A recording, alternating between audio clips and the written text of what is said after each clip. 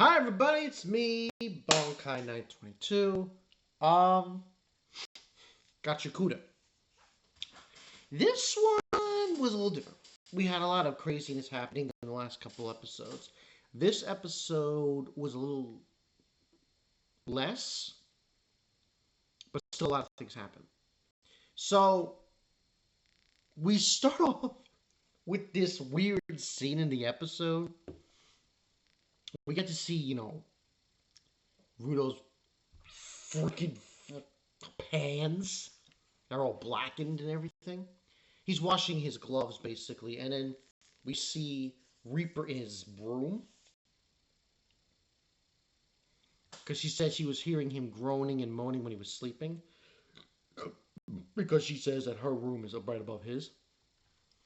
And they have a few tense words, and it was an interesting line she stated about parents do both good and bad to their children. But she says that, and she goes up, and then we move on with the episode. So this episode was focusing on Rudo getting a face, because based on what leader said, um, he stated that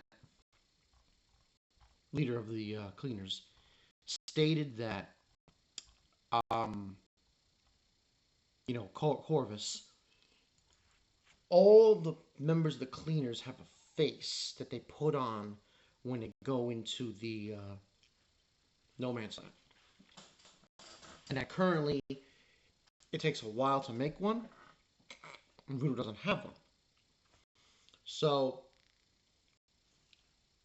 they have to get a spell to, I guess, put on him because it will somehow affect him if he goes in there without it. And to get that, they have to go to Canvas Town, which is in the graffiti, which is basically Graffiti City, which is where Gob is. Now you remember him? He was the guy doing the graffiti on the wall in the headquarters. So we gotta go. They gotta go see him. So they're on their way. We have this weird scene with this this this guy is crazy. This a big old guy. Delmon. He basically so he has this huge speech where he's screaming and screaming and every scream was like crazy.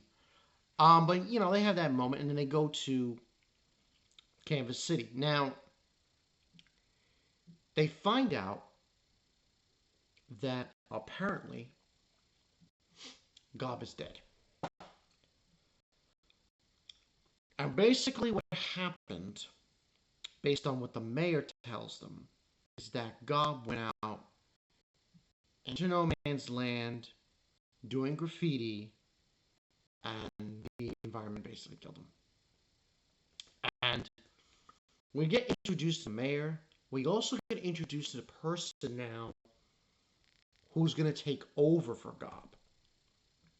Because he had an apprentice. Now, this person, whose name, down here somewhere,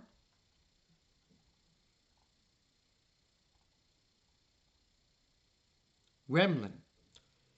Now, Remlin, we get introduced to Remlin running away and bumping into Engine, and she leaves. Until we see her again, when they see the corpse of Gob, and, she's crying, and everyone's upset, and Rudo seems to be very upset. Out of nowhere, Remlin's like, enough depressing shit!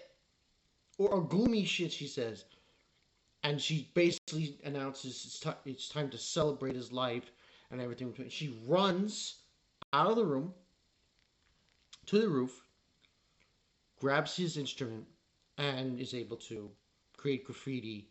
And when she activates this, the spray cans get all shaky, and just explode into fireworks.